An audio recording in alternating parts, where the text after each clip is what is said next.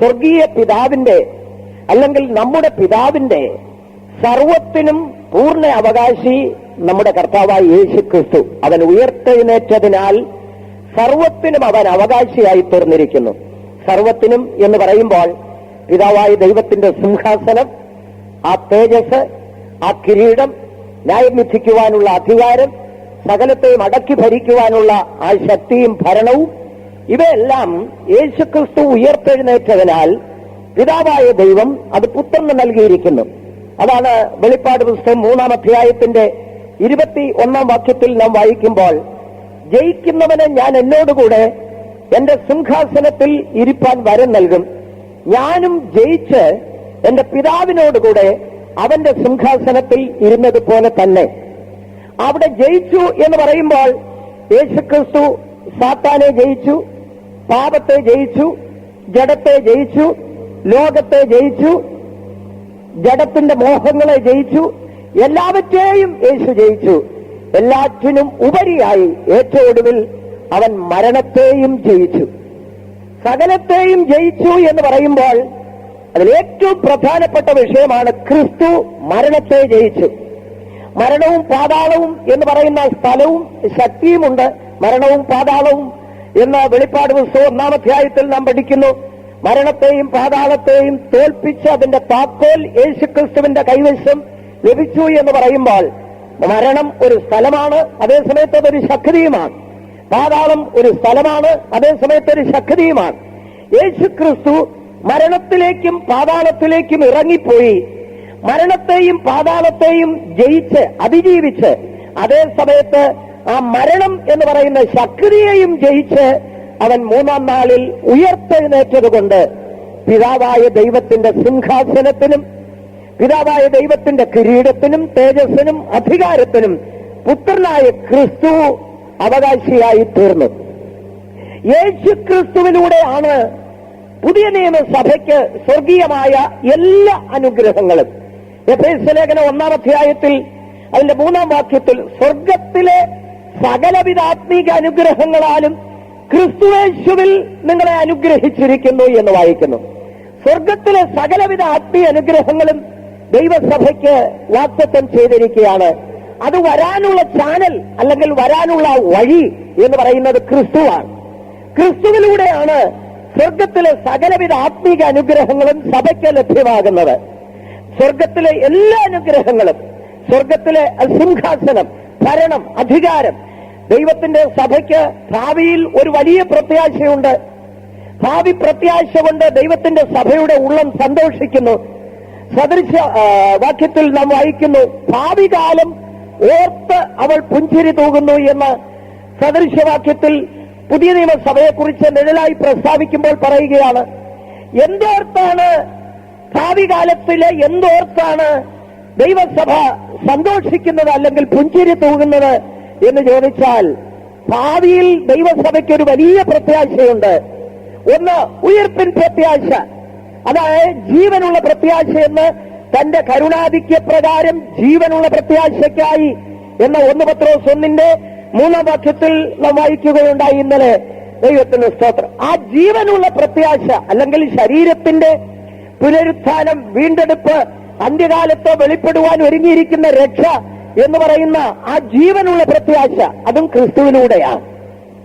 മാത്രമല്ല 1000 ആണ്ട് ഈ ഭൂമിയെ ഭരിക്കും എന്നുള്ള പ്രത്യാശ, വിശുദ്ധന്മാർക്ക് 1000 ആണ്ട് ഈ ഭൂമിയെ ഭരിക്കുവാൻ ലഭിക്കുന്ന അവകാശം യേശുക്രിസ്തു മൂലമാണ്. ക്രിസ്തുവിന് പിതാവായ ദൈവം ആ അവകാശം കൊടുത്തിരിക്കുന്നത് കൊണ്ട് ക്രിസ്തുവിനോടുകൂടെ ദൈവസഭയ്ക്ക് കൂട്ടവകാശം ഉള്ളതുകൊണ്ട് ക്രിസ്തുവിന് ലഭ്യമാകുന്ന അവകാശം ദൈവസഭയ്ക്ക് ലഭിക്കുന്നു. മൂന്നാമതായി, ക്രിസ്തു വെള്ളസിംഹാസനത്തിൽ ലോകത്തെ ന്യായം വിധിക്കുവാനായിട്ടിരിക്കും. വെളിപ്പാട് പുസ്തകം 20-ന്റെ 11-ാം വാക്യത്തില് ഞാൻ വലിയൊരു വെള്ളസിംഹാസനം കണ്ടു, അതിൽ ഒരുത്തൻ ഇരിക്കുന്നത് കണ്ടു. ആ ഒരുത്തൻ എന്ന് പറയുന്നത് നമ്മുടെ കർത്താവായ യേശു ക്രിസ്തുവാണ്. യോഹന്നാന്റെ സുവിശേഷം 5-ാം അധ്യായത്തിൽ നാം ഇങ്ങനെ വായിക്കുന്നു, പിതാവിനെ എല്ലാവരും മാനിക്കുന്നത് പോലെ പുത്രനെയും ബഹുമാനിക്കേണ്ടതിന് പിതാവ് ആരെയും ന്യായം വിധിക്കാതെ ന്യായവിധിയെല്ലാം പുത്രന് നൽകിയിരിക്കുന്നു എന്നാണ്. പുത്രനായ ക്രിസ്തു ഉയർത്തെഴുന്നേറ്റ് പിതാവിന്റെ അടുക്കൽ ചെന്നപ്പോൾ പിതാവിനുള്ള സകലത്തിനും പുത്രൻ അവകാശിയായി തീർന്ന കൂട്ടത്തിൽ മുഴുലോകത്തെയും ന്യായം വിധിക്കുവാനുള്ള അവകാശം കൂടെ ക്രിസ്തുവിന് ലഭ്യമായി. വിശുദ്ധന്മാർ ലോകത്തെ വിധിക്കും എന്ന് അപ്പോസ്തലനായ പൗലോസ് 1 കൊരിന്ത്യർ 6:2 പറഞ്ഞിരിക്കുന്നത് വെറുതെ അല്ല. ഈ കൂട്ടവകാശം, ക്രിസ്തുവിനുള്ള സകലത്തിനുമുള്ള അവകാശം ദൈവസഭയ്ക്കുണ്ട് എന്നുള്ള വിഷയത്തെ പിടിച്ചുകൊണ്ടാണ് അപ്പോസ്തലനായ പൗലോസ് പറയുന്നത് വിശുദ്ധന്മാർ ലോകത്തെ വിധിക്കും. ഏതടിസ്ഥാനത്തിൽ വിശുദ്ധന്മാർ ലോകത്തെ വിധിക്കുമെന്ന് ചോദിച്ചാൽ, ക്രിസ്തു വെള്ളസിംഹാസന ന്യായവിധിയെങ്കിൽ സിംഹാസനത്തിൽ ഇരുന്നു കൊണ്ട് മുഴുലോകത്തെയും ന്യായം വിധിക്കുവാൻ അധികാരം ലഭിച്ചവനായിട്ട് ന്യായം വിധിക്കുമ്പോൾ യേശുക്രിസ്തുവിനോടുള്ള കൂട്ടവകാശം തന്റെ തിരുസഭയ്ക്കും ലഭ്യമായിരിക്കുന്നത് കൊണ്ട് ക്രിസ്തുവിനോടുകൂടെ യേശുക്രിസ്തു ചീഫ് ജസ്റ്റിസ് അല്ലെങ്കിൽ പരമാധികാരമുള്ള ജഡ്ജിയായിട്ടിരിക്കുമ്പോൾ യേശുക്രിസ്തുവിനോടുകൂടെ കൂട്ടവകാശം എന്ന് പറയുമ്പോൾ ക്രിസ്തുവിനോടുകൂടെ സഹജഡ്ജികളായി ഇരുന്ന് ലോകത്തെ വിധിക്കുവാനുള്ള അവകാശം ദൈവജനത്തിന് ലഭിക്കുന്നത് ഈ കൂട്ടവകാശത്തിലൂടെയാണ്. ദൈവത്തിന് സ്തോത്രം. ക്രിസ്തു ഉയർത്തെഴുന്നേറ്റതിലൂടെയാണ് നമുക്കത് ലഭ്യമാകുന്നത്. യേശു ക്രിസ്തു ഉയർത്തെഴുന്നേറ്റ നിമിത്തമായി ക്രിസ്തുവിനെ സഭയ്ക്ക് പിതാവായ ദൈവം കൊടുത്തപ്പോൾ ക്രിസ്തുവിനുള്ള സകലവും ദൈവസഭയ്ക്ക് ലഭ്യമാകുന്നു. സ്വർഗത്തിലെ എല്ലാ അനുഗ്രഹങ്ങളും നാം അവകാശമാക്കുന്നത് യേശു ക്രിസ്തു എന്ന ആ ചാനലിലൂടെയാണ്. അതുകൊണ്ട് ഏത് അനുഗ്രഹങ്ങൾക്ക് വേണ്ടി നിങ്ങൾ കടന്നുപോയാലും ക്രിസ്തു മൂലമായിട്ടാണ് അത് ലഭിക്കുന്നത്. എന്നാൽ ഇന്ന് ക്രിസ്തീയ ഗോളത്തിൽ നാമധേയ ക്രിസ്തീയ വിഭാഗങ്ങളുടെ നടുവില് യേശു ക്രിസ്തു എന്ന മാധ്യമത്തെ, യേശു ക്രിസ്തു എന്ന വഴിയെ, യേശു ക്രിസ്തു എന്നുള്ള പിതാവിന്റെ അടുക്കലേക്ക് പോകുവാനുള്ള മാർഗത്തെ, സ്വർഗീയമായ സകലവിധ ആത്മീക അനുഗ്രഹങ്ങളും പ്രാപിക്കുവാൻ ഉള്ള ഈ മാധ്യമമാകുന്ന ക്രിസ്തുവിനെ മാറ്റി നിർത്തിയിട്ട് പലരും പുണ്യവാളന്മാരെയും അപ്പോസ്തലന്മാരെയും യേശുവിന്റെ അമ്മ മറിയയെയും ഈ മാധ്യമത്തിൽ കൊണ്ടുവന്ന് നിർത്തിയിട്ട് അതിലൂടെ അനുഗ്രഹങ്ങൾ പ്രാപിക്കുവാൻ ശ്രമിക്കുന്നു. എന്നാൽ ദൈവത്തിന്റെ വചനം വളരെ വ്യക്തമായി പറയുന്നു, സ്വർഗത്തിലെ സകലവിധ ആത്മീക അനുഗ്രഹങ്ങൾ ലഭിക്കണമെങ്കിൽ, പിതാവായ ദൈവത്തിങ്കൽ അനുഗ്രഹങ്ങൾ ലഭിക്കണമെങ്കിൽ, പിതാവായ ദൈവത്തിന്റെ സകലത്തിലും അവകാശിയായി തീരണമെങ്കിൽ യേശുക്രിസ്തു മൂലമായിട്ടാണ്. യേശുക്രിസ്തു മൂലം എന്ന് പറയുവാൻ കാരണം ക്രിസ്തുവിനെ പിതാവായ ദൈവം സഭയ്ക്ക് കൊടുത്തിരിക്കുന്നു, നമുക്ക് തന്നിരിക്കുന്നു. ക്രിസ്തുവിനെ നമുക്ക് തന്നിരിക്കുന്നു. അതിന്റെ ആ ബന്ധത്തിന്റെ വലിപ്പത്തെ, ശക്തിയെ വെളിപ്പെടുത്തുവാൻ ഒരു ഭർത്താവും ഭാര്യയും തമ്മിലുള്ള ബന്ധത്തെ വെളിപ്പെടുത്തിയാൽ മതി. അതുകൊണ്ടാണ് പുതിയ നിയമത്തിൽ അപ്പോസ്തലന്മാർ ക്രിസ്തുവും സഭയും തമ്മിലുള്ള ബന്ധത്തെ സ്ഥാപിക്കുവാൻ ഒരു ഭർത്താവിനെയും ഭാര്യയും എടുത്തുദ്ധരിക്കുന്നു. പ്രത്യേകിച്ച് അപ്പോസ്തലനായ പൗലോസ് എഫേസ്യർക്ക് ലേഖനം എഴുതുമ്പോൾ ക്രിസ്തുവിനെയും സഭയും തമ്മിലുള്ള ബന്ധത്തെ സ്ഥാപിക്കുവാൻ ഭർത്താവിനെയും ഭാര്യയെയും എടുത്തുദ്ധരിക്കുന്നു. എന്നിട്ട് പറയുകയാണ്, ഈ മർമ്മം വലിയത്, ഞാൻ ക്രിസ്തുവിനെയും സഭയെയും ഉദ്ദേശിച്ചത്രേ പറയുന്നത്. കാരണം ക്രിസ്തുവും സഭയും തമ്മിലുള്ള ആ ബന്ധം ഒരു വലിയ മർമ്മമാണ്. ദൈവത്തിന് സ്തോത്രം. അതുകൊണ്ട് ക്രിസ്തുവിനെ ഒരു സ്ത്രീക്ക് ഒരു പുരുഷനെ ഭർത്താവായി ലഭിക്കുമ്പോൾ ആ സ്ത്രീക്ക് പുരുഷനെ പൂർണ്ണ അവകാശമായി കൊടുക്കുന്നത് പോലെ, അതുകൊണ്ടാണ് അപ്പോസ്തലനായ പൗലോസ് പറയുന്നത്, കുടുംബ ബന്ധത്തെ സ്ഥാപിക്കുമ്പോൾ പുരുഷന്റെ മേൽ ഇനി അവനല്ല, ആ സ്ത്രീക്ക്, ഭാര്യയ്ക്കത്രേ അവകാശം. അതുപോലെ തിരിച്ചും പറയുകയാണ്, സ്ത്രീയുടെ മേൽ അവനല്ല, അവൾക്കല്ല, ഭർത്താവിനത്രേ അവകാശം. ഇതേ ബന്ധമാണ് ക്രിസ്തുവും സഭയും തമ്മിലുള്ളത്. ദൈവസഭയ്ക്ക് ക്രിസ്തുവിന്മേൽ അവകാശം, അതുപോലെ ക്രിസ്തുവിന് ദൈവസഭയുടെ മേൽ അവകാശം. വിവാഹത്തിലൂടെ ഒരു പുരുഷനും സ്ത്രീയും തമ്മിൽ ബന്ധിക്കപ്പെട്ട് ഭാര്യ ഭർത്താക്കന്മാരായി തീരുമ്പോൾ ഒരു പുരുഷന്റെ മേൽ സ്ത്രീക്ക് എത്രമാത്രം അവകാശമുണ്ടോ, ഒരു സ്ത്രീയുടെ മേൽ പുരുഷന് എത്രമാത്രം അവകാശമുണ്ടോ, അതുപോലെ ദൈവത്തിന്റെ സഭ പരിശുദ്ധാത്മാവിന്റെ അഭിഷേകത്താൽ ക്രിസ്തുവുമായിട്ട് ആ ബന്ധത്തിലേക്ക് കടന്നു വരുമ്പോൾ സഭയുടെ മേൽ പൂർണ്ണ അവകാശം ക്രിസ്തുവിനാണ്. അതുകൊണ്ടാണ് അപ്പോസ്തലനായ പൗലോസ് പറയുന്നത്, നിങ്ങൾ പരിശുദ്ധാത്മാവിനാൽ മുദ്രയിട്ടിരിക്കയാൽ, അഭിഷേകം ചെയ്യപ്പെട്ടിരിക്കയാൽ നിങ്ങൾ ഇനി താന്താങ്ങൾക്കുള്ളവരല്ല. ആ ഒരു വെളിപ്പാടോടുകൂടെ വേണം ജീവിക്കുവാൻ. നാം ഇനി നമുക്കുള്ളവരല്ല, നമ്മുടെ ശരീരം നമ്മുടേതല്ല, നമ്മുടെ ജീവൻ നമ്മുടേതല്ല, നമ്മുടെ ആത്മാവ് നമ്മുടേതല്ല. പരിശുദ്ധാത്മാവിന്റെ അഭിഷേകം പ്രാപിച്ച് ക്രിസ്തു എന്ന ഭർത്താവിന് ഒരു ഭാര്യയായി തീർന്നിരിക്കുന്നത് കൊണ്ട് നമ്മുടെ മേൽ പൂർണ്ണ അവകാശം ഒരു ഭാര്യയുടെ മേൽ ഭർത്താവിനുള്ളതുപോലെ തന്നെ നമ്മുടെ മേൽ പൂർണ്ണ അവകാശം നമ്മുടെ ക്രിസ്തുവിനാണ്. ഇതുപോലെ തിരിച്ചു ക്രിസ്തുവിന്മേലുള്ള സകലത്തിന്മേലും ദൈവസഭയ്ക്കും അവകാശമുണ്ട്. അതുകൊണ്ടാണ് പറയുന്നത് അവനെ സഭയ്ക്ക് നൽകിയിരിക്കുന്നു. ആ സഭയെക്കുറിച്ച് പറയുമ്പോൾ എല്ലാവർക്കുമല്ല, എല്ലാറ്റിലും എല്ലാം നിറയ്ക്കുന്നവന്റെ നിറവായ സഭ. സഭയെന്ന് പറഞ്ഞതുകൊണ്ട് ക്രിസ്തു നമ്മുടെ സ്വന്തമായി തീരുകയില്ല. പലരും വിചാരിക്കുന്നു മാനസാന്തരപ്പെട്ടു, സ്നാനപ്പെട്ടു, അഭിഷേകം പ്രാപിച്ചു, അതുകൊണ്ട് ക്രിസ്തുവിനെ നമുക്ക് സ്വന്തമാക്കി തീർക്കുവാൻ കഴിയുകയില്ല. ഏത് സഭയ്ക്കാണ് കൊടുത്തിരിക്കുന്നതെന്നറിയാം? എല്ലാറ്റിലും എല്ലാം നിറയ്ക്കുന്നവന്റെ നിറവായ സഭ. അപ്പോൾ ആ സഭ എന്ന് പറയുന്നത് നിറവായ സഭയാണ്. എല്ലാറ്റിലും എല്ലാം നിറയ്ക്കുന്നവന്റെ നിറവ് കൊണ്ട് നിറഞ്ഞിരിക്കുന്ന ദൈവസഭ. പുത്രനെ കുറിച്ച് പറയുമ്പോൾ അവനിലല്ലോ ദൈവത്തിന്റെ സർവസമ്പൂർണതയും ദേഹരൂപമായി വസിക്കുന്നത്. അതുകൊണ്ടാണ് യേശു പറഞ്ഞത്, എന്നെ കണ്ടവൻ പിതാവിനെ കണ്ടിരിക്കുന്നു. ഒരിക്കൽ ഫിലിപ്പോസ് വന്ന് കർത്താവിനോട് പറയുകയാണ്, കർത്താവേ, പിതാവിനെ എനിക്കൊന്ന് കാണിച്ചു തരണം. തന്റെ ശിഷ്യന്മാരുടെ ആഗ്രഹമായിരുന്നു അതായിരുന്നു. ഉടനെ കർത്താവ് ചോദിക്കുക, നീ ഇത്രനാളും എന്റെ കൂടെ നടന്നിട്ടും നീ എന്നെ അറിയുന്നില്ലയോ ഫിലിപ്പോസേ? എന്നെ കണ്ടവൻ പിതാവിനെ കണ്ടിരിക്കുന്നു. അതൊരർത്ഥശൂന്യമായ വാക്കല്ലായിരുന്നു, 100% സത്യമായിരുന്നു. പിതാവിനെ കാണണമെങ്കിൽ യേശുവിനെ നോക്കണം. യേശുവിൽ പിതാവായ ദൈവത്തിന്റെ സർവസമ്പൂർണതയും നിറവായി വസിച്ചിരുന്നു. ദൈവസഭയെക്കുറിച്ച് പഠിക്കുമ്പോൾ ക്രിസ്തുവിനെ കാണണമെങ്കിൽ എവിടെ നോക്കണം? ദൈവസഭയെ നോക്കണം. ഇല്ലേ? കുറെ കൂടെ വ്യക്തമായി പറഞ്ഞാൽ ക്രിസ്തുവിനെ കാണണമെങ്കിൽ നമ്മെ നോക്കണം. നമ്മെ എന്ന് പറഞ്ഞാൽ എല്ലാവരും സ്വന്തം കൈകൾ സ്വന്തം നെഞ്ചത്തോട്ട് വെച്ച് പറയണം, ക്രിസ്തുവിനെ കാണണമെങ്കിൽ എന്നെ നോക്കണം. കാരണം യേശുക്രിസ്തുവിന്റെ സർവ നിറവും ദൈവസഭയിൽ വസിക്കുന്നു. പിതാവായ ദൈവത്തിന്റെ സർവസമ്പൂർണതയും ക്രിസ്തുവിൽ ദേഹരൂപമായി വസിച്ചതുപോലെ ക്രിസ്തുവിന്റെ സർവസമ്പൂർണതയും, ക്രിസ്തുവിന്റെ സർവസമ്പൂർണത എന്ന് പറയുന്നത് പിതാവായ ദൈവത്തിന്റെ പൂർണ്ണതയാണ്. പിതാവായ ദൈവത്തിന്റെ സർവസമ്പൂർണതയും ക്രിസ്തുവിൽ വസിക്കുന്നു.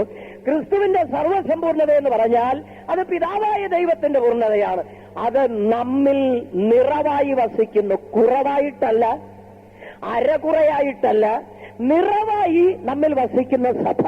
അപ്പോൾ ദൈവസഭ എന്ന് പറയുമ്പോൾ ദൈവത്തിന്റെ സർവസമ്പൂർണതയും ദേഹരൂപമായി വസിക്കുന്നതായിരിക്കണം ദൈവത്തിന്റെ സഭ. പരിശുദ്ധാത്മാവിന്റെ അഭിഷേകം കൊണ്ട് മാത്രം ദൈവസഭയുടെ പൂർണ്ണതയിലെത്തുന്നില്ല. പരിശുദ്ധാത്മാവിന്റെ അഭിഷേകം കൊണ്ട് മാത്രം ക്രിസ്തുവിനെ സഭയ്ക്ക് കൊടുത്തിരിക്കുന്നു എന്ന് അവകാശപ്പെടാവതല്ല.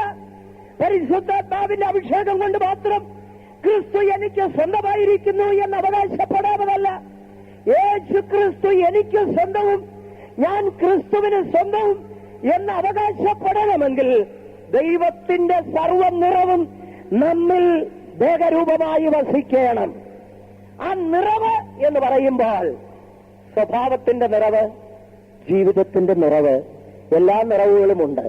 വിശ്വാസത്തിന്റെ നിറവ്, സ്നേഹത്തിന്റെ നിറവ്, അനുസരണത്തിന്റെ നിറവ്, വിശുദ്ധിയുടെ നിറവ്, ഇങ്ങനെയുള്ള ഈ നിറവുകൾ ദൈവത്തിന്റെ സഭയിൽ പൂർണ്ണമായി വെളിപ്പെടണം. അങ്ങനെയുള്ള സഭയ്ക്ക്, എല്ലാറ്റിലും എല്ലാം നിറയ്ക്കുന്നവന്റെ നിറവായ സഭയ്ക്ക് ക്രിസ്തുവിനെ പിതാവായ ദൈവം കൊടുത്തിരിക്കുന്നു. അടുത്തതായി ക്രിസ്തുവിന്റെ ഉയിർപ്പിനെ കുറിച്ച് പഠിക്കുമ്പോൾ യേശു ക്രിസ്തുവിന്റെ ഉയിർപ്പിലൂടെ നമുക്ക് ലഭിക്കുന്ന ഒരു വലിയ പ്രത്യാശ, നമുക്കും ഉയർത്തെഴുന്നേൽക്കുവാൻ സാധിക്കും. ഇന്നലെ 1-2 വാക്യങ്ങൾ വായിച്ചു വിടുകയുണ്ടായി. അതിൽ ഒന്ന് തെസ്സലോനിക്കർ 4:14 വാക്യമാണ്. അപ്പോസ്തലനായ പൗലോസ് വളരെ ശക്തമായിട്ട് തെസ്സലോനിക്കയിലുള്ള ദൈവസഭയ്ക്ക് എഴുതുകയാണ്. 1 തെസ്സലോനിക്കർ 4:14 വാക്യം. യേശു മരിക്കുകയും ജീവിച്ചെഴുന്നേൽക്കുകയും ചെയ്തു എന്ന് അതൊരു ചോദ്യമാണ്. അതല്പം നിർത്തിപ്പറയേണ്ടതാണ്. യേശു ക്രിസ്തു മരിക്കുകയും ജീവിച്ചെഴുന്നേൽക്കുകയും ചെയ്തു എന്ന് വിശ്വസിക്കുന്നവർ കരങ്ങളെ ഉയർത്തിയവരല്ലേ പറയാമോ? മരിച്ചു എന്ന് മാത്രമല്ല വിശ്വാസം, അവൻ ഉയർത്തെഴുന്നേറ്റു എന്നുകൂടെ വിശ്വസിക്കുന്നെങ്കിൽ ആ വിശ്വാസം അപൂർണമായിട്ടല്ല, ഒരു പകുതിയല്ല, മുക്കാലല്ല, പൂർണ്ണമായും അത് വിശ്വസിക്കുന്നെങ്കിൽ ഒരു കാര്യം കൂടെ നിങ്ങൾക്ക് പൂർണ്ണമായി വിശ്വസിക്കാം. അതെന്താണ്? അതാണ് അടുത്തതായി പറയുന്നത്. അങ്ങനെ തന്നെ ദൈവം നിദ്ര കൊണ്ടവരെയും അവനോടുകൂടെ വരുത്തും. ആ വാക്യം വായിക്കുമ്പോൾ അതിനകത്ത് 2-3 വിഷയങ്ങൾ ഒളിഞ്ഞു കിടപ്പുണ്ട്. 1-2 പദങ്ങൾ അതിനകത്ത് ചേർത്തില്ലായിരുന്നെങ്കിൽ നമുക്ക് ബുദ്ധിമുട്ടില്ലായിരുന്നു. പരിശുദ്ധാത്മ പ്രേരിതനായി പൗലോസ് അപ്പോസ്തലൻ ഇതെല്ലാം എഴുതുമ്പോൾ ഒന്നും വിട്ടുപോകാതെ ചേർക്കേണ്ടത് വളരെ വ്യക്തമായി ചേർക്കേണ്ട സ്ഥാനത്ത് ചേർത്തെഴുതിയിരിക്കുന്നു. അങ്ങനെ തന്നെ യേശുക്രിസ്തു മരിച്ചു, യേശുക്രിസ്തു ഉയർത്തെഴുന്നേറ്റു എന്ന് പറയുമ്പോൾ അങ്ങനെ തന്നെ നിദ്ര കൊണ്ടവർ, അതാ വിഷയം. അങ്ങനെ നിദ്ര കൊണ്ടവർ എന്ന് പറഞ്ഞാൽ യേശുക്രിസ്തു മരിച്ചതുപോലെ മരിച്ചവർ എന്നാണ് അതിന്റെ അർത്ഥം. എന്താണ് അതിന്റെ അർത്ഥം? യേശുക്രിസ്തു മരിച്ചതുപോലെ. അത് പഠിക്കുമ്പോഴാണ് പലപ്പോഴും ഞാൻ ഞെട്ടിപ്പോകാറുള്ളത്. ദൈവത്തിന് സ്തോത്രം. 30-ാമത്തെ വയസ്സിൽ യോർദാൻ നദിയിൽ യോഹന്നാന്റെ കൈക്കീഴിൽ സ്നാനമേറ്റ് പരിശുദ്ധാത്മാവിനാൽ നിറയപ്പെട്ട് 40 ദിവസം ഉപവസിച്ച് ഉപവാസം കഴിഞ്ഞ് പുറത്തേക്ക് വന്നപ്പോൾ കണ്ടത് പരീക്ഷകനായ സാത്താനെയാണ്.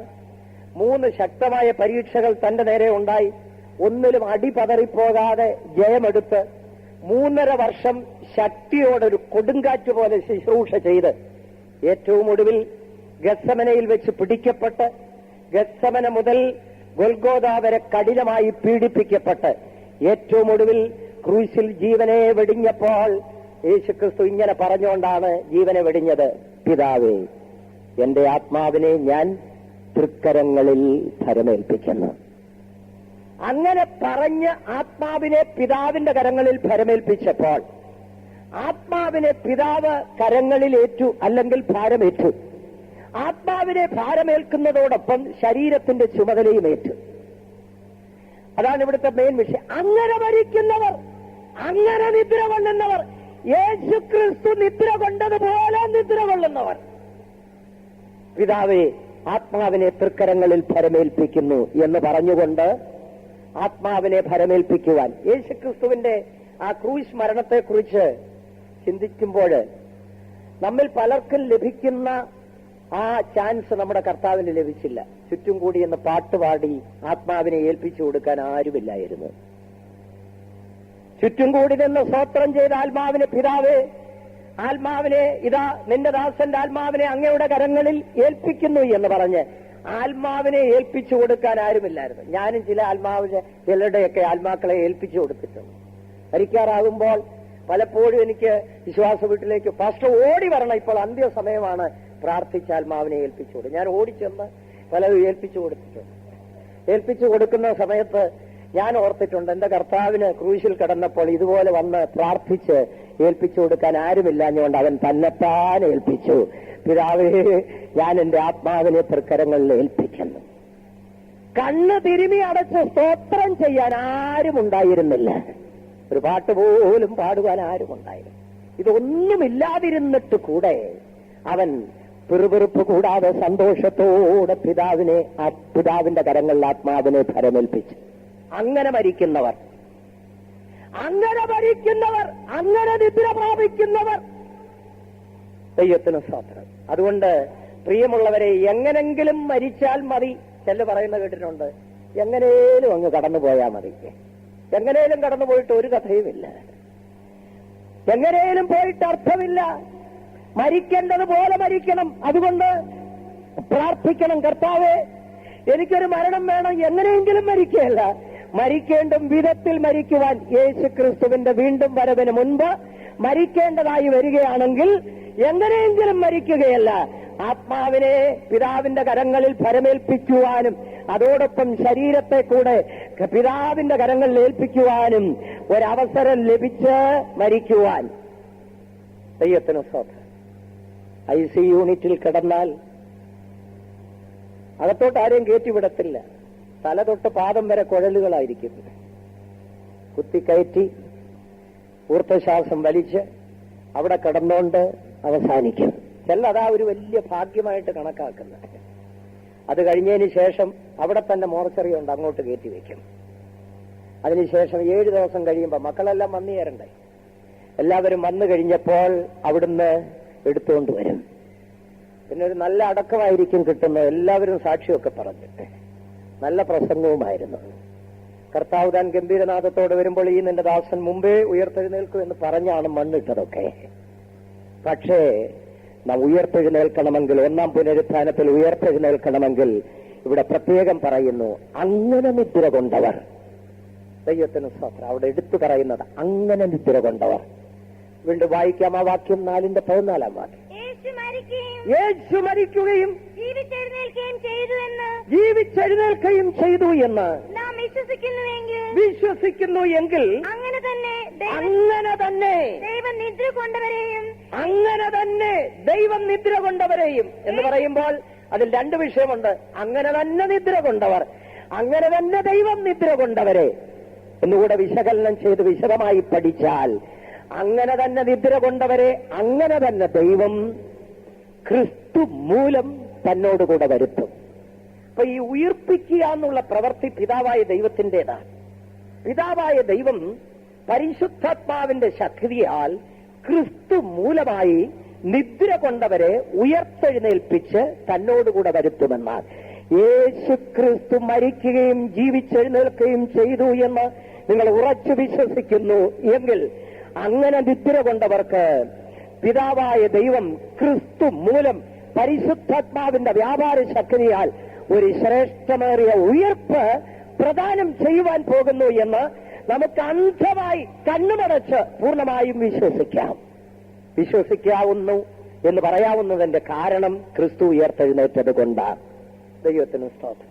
ആ ഉയിർപ്പിൻ പ്രത്യാശ, ആ ഉയിർപ്പിന്റെ വിശ്വാസം യേശുക്രിസ്തുവിന്റെ പുനരുത്ഥാനത്തിലൂടെ ദൈവസഭയ്ക്ക് ലഭ്യമായിരിക്കുന്നു.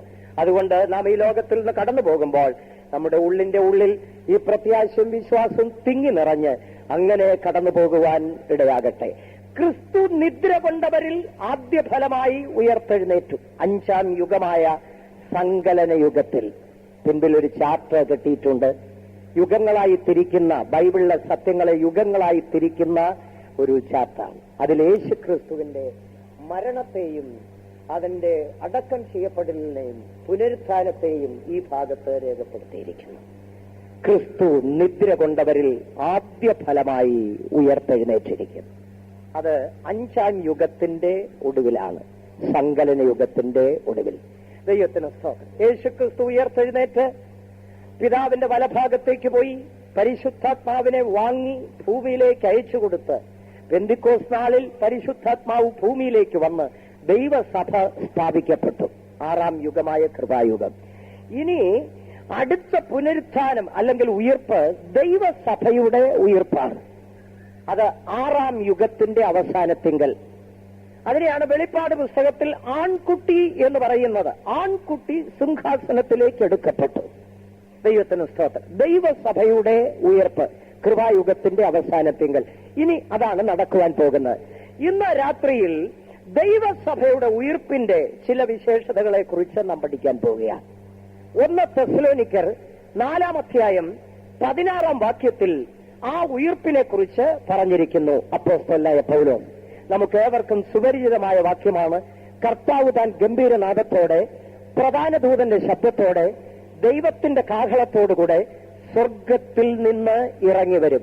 ആ ഉയിർപ്പിന്റെ സമയത്ത് 3 ശബ്ദങ്ങളുടെ സന്നാഹമുണ്ടായിരിക്കും, അകമ്പടി ഉണ്ടായിരിക്കും. മറ്റ് ഉയിർപ്പുകൾ ഞാൻ മുമ്പേ പറഞ്ഞല്ലോ, 7 ഉയിർപ്പുകൾ ഉണ്ടെന്ന്. അതിൽ 1 ക്രിസ്തു.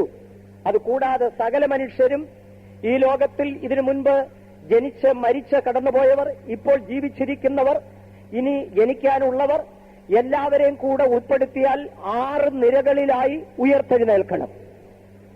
അതില് 1-ാമത്തേത് ദൈവത്തിന്റെ സഭയുടെ ഉയർത്തെഴുന്നേൽപ്പാണ്.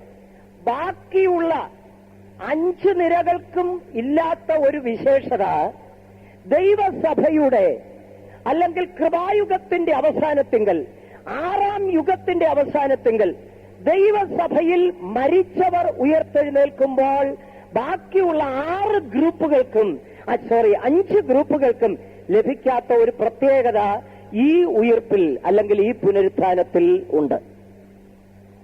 ബാക്കിയുള്ള 5 ഗ്രൂപ്പുകൾക്ക് എന്ന് പറഞ്ഞാൽ ബാക്കിയുള്ള ഗ്രൂപ്പുകൾ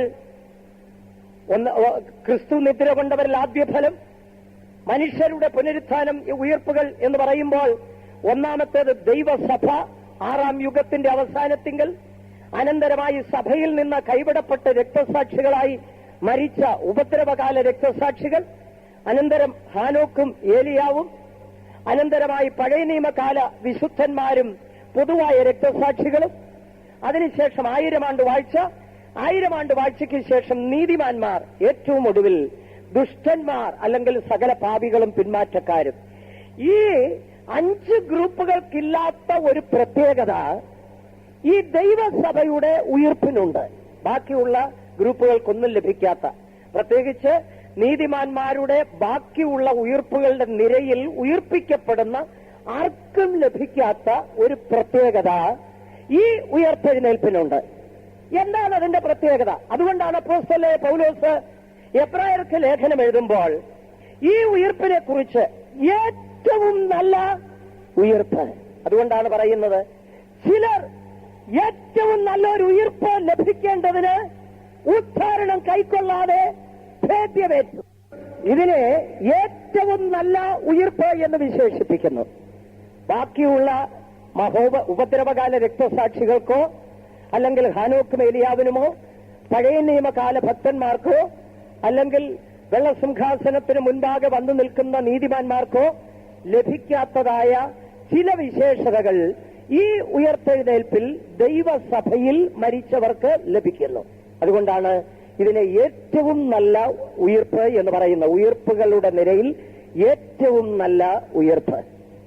എന്താണ് ഇതിനെ ഏറ്റവും നല്ല ഉയിർപ്പെന്ന് പറയുവാൻ കാരണം? യേശു ക്രിസ്തുവിന്റെ മടങ്ങി വരവിലാണ് ഈ ക്രിസ്തുവിൽ മരിച്ചവർ ഉയർത്തെഴുന്നേൽപ്പിക്കപ്പെടുന്നത്.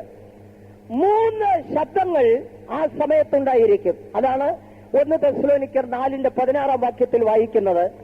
1, കർത്താവ് താൻ ഗംഭീരനാദത്തോടെ, 2, പ്രധാന ദൂതന്റെ ശബ്ദത്തോടെ, 3, ദൈവത്തിന്റെ കാഹളത്തോടുകൂടെ. യേശുക്രിസ്തുവിന്റെ മടങ്ങിവരവിൻ സമയത്ത് ഈ 3 ശബ്ദങ്ങൾ ഉണ്ടായിരിക്കും. 1, ഗംഭീരധ്വനി, യേശുവിന്റെ വായിൽ നിന്ന് പുറപ്പെടുന്ന ഗംഭീരധ്വനി. ആ ഗംഭീരധ്വനി ക്രിസ്തുവിൽ മരിച്ച വിശുദ്ധന്മാരുടെ മൃതശരീരങ്ങൾ സംസ്കരിക്കപ്പെട്ട സ്ഥലത്തേക്ക് കേന്ദ്രീകരിക്കുന്നു. ആ ശബ്ദം ക്രിസ്തുവിൽ മരിച്ച വിശുദ്ധന്മാരെ അവരുടെ പഴയ നിലയിലേക്ക്, അവരുടെ ശരീരത്തെ ഉയർത്തെഴുന്നേൽപ്പിച്ച് പഴയ നിലയിലേക്ക് കൊണ്ടുവരുന്നു. ദൈവത്തിന് സ്തോത്രം. യേശു ക്രിസ്തുവിന്റെ വായിൽ നിന്ന് പുറപ്പെടുന്ന ഗംഭീരധ്വനിയാണ് ക്രിസ്തുവിൽ മരിച്ച വിശുദ്ധന്മാരെ ഉയർത്തെഴുന്നേൽപ്പിക്കുന്നത്. ഉയർത്തെഴുന്നേൽപ്പിക്കുന്നത് ക്രിസ്തുവിന്റെ വായിൽ നിന്ന് പുറപ്പെടുന്ന ശബ്ദം. അതിനുദാഹരണമാണ് ലാസറിന്റെ ഉയർപ്പ്. ലാസറിന്റെ കല്ലറയ്ക്കൽ വന്നുകൊണ്ട് യേശു ക്രിസ്തു ഇപ്രകാരം വിളിക്കുകയുണ്ടായി, ലാസറെ പുറത്തു വരിക എന്ന്. 3 ശബ്ദത്തിന്റെ ഉദ്ദേശം: 1, ക്രിസ്തുവിൽ മരിച്ചവരെ ഉയർപ്പിക്കുവാൻ അവന്റെ വായിൽ നിന്ന് പുറപ്പെടുന്ന ഗംഭീരധ്വനി. 2, പ്രധാന ദൂതന്റെ ശബ്ദം. യേശു ക്രിസ്തുവിന്റെ വീണ്ടും വരവിൽ ഉയർത്തെഴുന്നേൽപ്പിക്കപ്പെടുന്ന വിശുദ്ധന്മാർ ഈ ഭൂമിയിൽ നിന്ന് കർത്താവിന്റെ അടുക്കലേക്ക് കടന്നു പോകുവാൻ ചില ശക്തികളെ അതിജീവിച്ച്, അല്ലെങ്കിൽ ചില അന്ധകാര ശക്തികളെ കടന്നു വേണം ഇവർക്ക് പോകുവാൻ. കാരണം ഈ മുഴുവൻ ലോകത്തിന്റെ ആകാശമണ്ഡലം ആകാശത്തിന്റെ അധിപതിയായ സാത്താന്റെ അധികാരത്തിന് കീഴിലാണ്. അതാണ് എഫേസ്യ ലേഖനം 2-ാം അധ്യായത്തിൽ അപ്പോസ്തലനായ പൗലോസ് പറയുന്നു, ആകാശത്തിന്റെ അധികാരത്തിനും എന്ന്. എഫേസ്യ ലേഖനം 6:14 വായിക്കുന്നു, നമുക്ക് പോരാട്ടമുള്ളത് സ്വർലോകങ്ങളിലെ ദുഷ്ടാത്മസേനയോട്. അപ്പോൾ ഈ 2 വാക്യങ്ങളിൽ നിന്ന് പൗലോസ് അപ്പോസ്തലൻ സ്ഥാപിക്കുകയാണ്, ആകാശത്തിനൊരു അധികാരമുണ്ട്, അതിനൊരു അധികാരിയുണ്ട്. സ്വർലോകങ്ങളിലെ ദുഷ്ടാത്മസേന എന്ന് പറയുമ്പോൾ അതിനെ 2ആയി തിരിച്ചു പഠിക്കാം. 1, ആത്മീകമായ സ്വർലോകങ്ങളിൽ അഥവാ ദൈവസഭയിൽ നിന്നായിരിക്കുന്ന സ്വർഗരാജ്യത്തിൽ അല്ലെങ്കിൽ സ്വർലോകത്തിൽ ദൈവസഭയോട് പോരടിക്കുന്നതായ ദുഷ്ടാത്മസേന എന്ന് ഒരു ഭാഗത്ത് പഠിക്കാം. മറ്റൊരു വശത്ത് നാം ചിന്തിക്കുമ്പോൾ അക്ഷരാർത്ഥത്തിലുള്ള ഈ ആകാശമണ്ഡലത്തെ അടക്കി വാഴുന്ന ഒരു ദുഷ്ടാത്മസേനയുണ്ട്. ഉയർത്തെഴുന്നേൽക്കുന്ന വിശുദ്ധന്മാർ കർത്താവിന്റെ അടുക്കലേക്ക് കടന്നു പോകുവാൻ ഈ ദുഷ്ടാത്മസേനയുടെ മധ്യേ വഴിയൊരുക്കപ്പെടണം. ആ വഴിയൊരുക്കപ്പെടുവാനായിട്ടാണ് പ്രധാന ദൂതന്റെ ശബ്ദം. ഈ പ്രധാന ദൂതൻ എന്ന് പറയുന്നത് മീഖായേലാണ്. വേദപുസ്തകത്തിൽ ഏറെക്കുറെ 5 പ്രാവശ്യം മീഖായേലിനെ പ്രധാന ദൂതൻ എന്ന് വിശേഷിപ്പിച്ചിട്ടുണ്ട്. അവൻ സർവ്വ സൈന്യാധിപനാണ്, സ്വർഗീയ സേനയുടെ ലീഡറാണ്. ഈ സ്വർഗീയ സേനയുടെ അധിപതിയായ മീഖായേലിന്റെ ശബ്ദമാണ് ഉയർത്തെഴുന്നേൽക്കുന്ന വിശുദ്ധന്മാർ ക്രിസ്തുവിന്റെ അടുക്കലേക്ക് കടന്നു പോകുവാൻ വഴി ഒരുക്കുന്നത്. അതിനുവേണ്ടിയാണ് പ്രധാന ദൂതന്റെ ശബ്ദം. ദൈവത്തിന് സ്തോത്രം. അടുത്തത് ദൈവത്തിന്റെ കാഹളം. ലോകത്തിന്റെ 4 ദിക്കുകളിലും 4 കോണുകളിലും ആയിരിക്കുന്ന വിശുദ്ധന്മാരെ ഉയർത്തെഴുന്നേൽക്കുമ്പോൾ അവരെ ഒരു സ്ഥലത്ത് ഒരുമിച്ച് കൂട്ടുവാൻ ദൈവത്തിന്റെ കാഹളം. ഈ 3 ശബ്ദങ്ങൾ 3 പ്രവൃത്തി ചെയ്യുന്നു. ഒന്ന്, ഗംഭീരധ്വനി ഉയർപ്പിക്കുന്നു. പ്രധാന ദൂതന്റെ ശബ്ദം കടന്നുപോകുവാൻ പാതയൊരുക്കുന്നു. ദൈവത്തിന്റെ കാഹളം 4 ദിക്കിലുമുള്ള വിശുദ്ധന്മാരെ ഒരുമിച്ച് കർത്താവിന്റെ അടുക്കൽ കൂട്ടുന്നു. ഈ യേശുവിന്റെ മടങ്ങിവരവിൽ വിശുദ്ധന്മാർ ഉയർപ്പിക്കപ്പെടുമ്പോൾ ഈ 3 ശബ്ദങ്ങൾ ഉണ്ടായിരിക്കും. ഈ 3 ശബ്ദങ്ങൾ കേട്ട് ഉയർത്തെഴുന്നേൽക്കുക എന്ന് പറയുന്നത് എല്ലാവരുമല്ല. എല്ലാവരും ഈ ശബ്ദം കേൾക്കുകയില്ല. ക്രിസ്തുവിൽ മരിച്ചവർ എന്ന് പറയുമ്പോൾ ഈ ശബ്ദം എല്ലാവരും കേൾക്കുകയില്ല. ആരാണ് ഈ ശബ്ദം കേൾക്കുന്നത്? ക്രിസ്തുവിൽ മരിച്ചവർ എന്ന് പറഞ്ഞാൽ എല്ലാവരുമല്ല. പരിശുദ്ധാത്മാവിന്റെ അഭിഷേകം പ്രാപിക്കുമ്പോൾ ഒരുവൻ ക്രിസ്തുവിലായിത്തീരുന്നു. എന്നാൽ ക്രിസ്തുവിൽ മരിച്ച ഒരുവൻ ഈ ശബ്ദത്തിങ്കൽ ഉയർത്തെഴുന്നേൽക്കണമെങ്കിൽ അവൻ മരിക്കുമ്പോൾ ഒരു കാര്യം പ്രത്യേകം ഓർത്തിരിക്കണം. ഈ ലോക ജീവിതം എപ്രകാരം അവസാനിക്കുന്നുവോ അതിന്റെ തുടർച്ചയായിരിക്കും മരണാനന്തരമുള്ള ജീവിതം. ഇല്ലെങ്കിൽ വ്യക്തമായി പറഞ്ഞാൽ ഇവിടെ എങ്ങനെ അവസാനിക്കുന്നുവോ അതിന്റെ കണ്ടിന്യൂവേഷൻ ആയിരിക്കും അടുത്ത ജീവിതം. ആകയാൽ ഇവിടെ എപ്രകാരം അവസാനിക്കുന്നു എന്നുള്ളത് ഏറ്റവും പ്രധാനപ്പെട്ട വിഷയമാണ്. യേശുക്രിസ്തുവിന്റെ മടങ്ങിവരവിൽ ആ ശബ്ദം കേട്ട് ഉയർപ്പിക്കപ്പെടണമെങ്കിൽ നാം ഇഹലോകത്തിലായിരിക്കും കാലത്ത് നമ്മുടെ ശരീരം, പ്രത്യേകിച്ച് നമ്മുടെ കാതുകൾ, പ്രത്യേകിച്ച് നമ്മുടെ കണ്ണുകൾ യേശുക്രിസ്തുവിനെ വിശ്വാസ കണ്ണുകളാൽ കണ്ടും യേശുവിന്റെ ശബ്ദം കാതിലൂടെ ദിനംതോറും കേട്ടും പരിചയിച്ച കാതും പരിചയിച്ച കണ്ണും ആ യേശുവിന്റെ സാന്നിധ്യത്തെ, പ്രത്യേകിച്ച് കർത്താവായ യേശുക്രിസ്തു പറയുന്നു, എന്റെ ആടുകൾ എന്റെ ശബ്ദം കേൾക്കുന്നു എന്ന്. എല്ലാവരും യേശുവിന്റെ ശബ്ദം കേൾക്കുന്നില്ല. കർത്താവ് പറയുകയാണ്, എന്റെ ആടുകൾ എന്റെ ശബ്ദം കേൾക്കുന്നു. അപ്പോൾ ഇഹലോകത്തിൽ ജീവിക്കുമ്പോൾ യേശുവിന്റെ ശബ്ദം ദിനംതോറും കേട്ട് കേട്ട് കേട്ട് ജീവിക്കുന്ന ഒരു വ്യക്തിക്ക്, അങ്ങനെ കേട്ടുകൊണ്ട് അവസാനിക്കുന്ന ഒരു വ്യക്തിക്ക് മാത്രമേ അന്ന് ഈ ശബ്ദത്തിങ്കൽ ഉണർന്നെഴുന്നേറ്റു വരാൻ സാധിക്കുകയുള്ളൂ. ഏറ്റവും പ്രധാനപ്പെട്ട വിഷയം, ഇഹലോകത്തിലായിരിക്കുമ്പോൾ ഈ ശബ്ദം കേട്ട് കേട്ട് പരിചയിച്ച് നമ്മുടെ കാത് അതിനേറ്റ പരിചയത്തിൽ മരിക്കണം. ദൈവത്തിന് സ്തോത്രം. അപ്പോൾ ചോദിക്കും, കർത്താവായ യേശുക്രിസ്തു മടങ്ങി വരുമ്പോൾ ഈ ശരീരം എവിടെ? യേശുവിന്റെ ശബ്ദം കേട്ട കാതെവിടെ? യേശുക്രിസ്തുവിനെ കണ്ട കണ്ണെവിടെ? അതെല്ലാം ദ്രവിച്ചു പോയില്ലേ? മണ്ണോട് മണ്ണ് ചേർന്നില്ലേ? അന്നൊരു കാതായിട്ടില്ലല്ലോ. പിന്നെ എങ്ങനെ യേശുവിന്റെ ശബ്ദം കേൾക്കാൻ കഴിയും? ഒരു കാര്യം നിങ്ങൾക്കറിയാമോ? ഒരു വ്യക്തി മരിക്കുമ്പോൾ അവനെ ശവക്കുഴിയിൽ കൊണ്ട് സംസ്കരിച്ചു കഴിഞ്ഞാൽ മണ്ണോട് മണ്ണ് ചേർന്നു എന്ന് പറഞ്ഞാൽ അത് അപ്രത്യക്ഷമാവുകയല്ല. ശരീരഭാഗങ്ങൾ പലതായി വിഭജിക്കപ്പെട്ട് കോശങ്ങളായി അല്ലെങ്കിൽ ക്രോമോസോമുകളായി വിഭജിക്കപ്പെട്ട് മണ്ണിൽ ഉറങ്ങിക്കിടക്കുന്നു. വാസ്തവത്തിൽ കാത് അതേപോലെ കിടപ്പുണ്ട്, അല്ലെങ്കിൽ കണ്ണ് അതേപോലെ ഉണ്ട്, കൈ അതേപോലെ ഉണ്ട്, കാലുകളുണ്ട്. ശരീരത്തിൽ ഒരൊറ്റ സെല്ലുകൾ പോലും നഷ്ടപ്പെടത്തില്ല. പലതായി വിഭജിക്കപ്പെടുന്നു എന്ന് മാത്രമേ ഉള്ളൂ.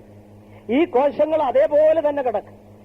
ഈ കാത് ദൈവശബ്ദം കേൾക്കുന്നു എന്ന് പറഞ്ഞാൽ നമ്മുടെ കാത് ദൈവശബ്ദം കേട്ട് പരിചയിച്ച കാതാണെങ്കിൽ കാതിന്റെ ഓരോ ശബ്ദങ്ങൾക്കും ഓരോ കോശങ്ങൾക്കും നമ്മുടെ ശരീരത്തിന്റെ ഓരോ സെല്ലുകൾക്കും ആ ശബ്ദം കേട്ട് തിരിച്ചറിയുവാനുള്ള ശക്തിയുണ്ട്. അതുകൊണ്ട് മണ്ണിൽ കൊണ്ടുപോയി വെച്ചാലും അത് ദ്രവിച്ച് മണ്ണോട് മണ്ണ് ചേർന്നാലും ക്രോമോസോമുകളായി വിഭജിക്കപ്പെട്ടാലും മണ്ണിൽ ഉറങ്ങിക്കിടക്കുന്ന ക്രോമോസോമുകൾക്ക് യേശുവിന്റെ ശബ്ദം കേട്ട് പരിചയിച്ച ശരീരമാണെങ്കിൽ, യേശുവിന്റെ ശബ്ദം കേട്ട് പരിചയിച്ച കാതാണെങ്കിൽ, ആ ശബ്ദത്തെ അനുഭവിച്ച ശരീരമാണെങ്കിൽ, യേശുവിന്റെ ശബ്ദത്തിന് ഒരു വിശേഷതയുണ്ട്. ആ ശബ്ദം കാതിൽ പതിക്കുകയാണെങ്കിൽ അത് കാത് മാത്രമല്ല ഫീൽ ചെയ്യുന്നത്, ശരീരത്തിന്റെ ഓരോ കോശങ്ങളും ഫീൽ ചെയ്യും. ആ ശബ്ദത്തിന് അതിന്റെ പ്രത്യേകതയുണ്ട്. നമ്മുടെ ശരീരത്തിന്റെ പാദം തൊട്ട് തള്ളവിരൽ തൊട്ട് തലമുടി വരെ ഓരോ സെല്ലുകളിലും ഈ ശബ്ദം ഫീൽ ചെയ്യും. യേശുവിന്റെ ശബ്ദത്തിന്റെ വിശേഷത അതാണ്. പലപ്പോഴും ദൈവശബ്ദം കേൾക്കുമ്പോൾ ഞാൻ അറിയാതെ രോമാഞ്ചം കൊണ്ടിട്ടുണ്ട്.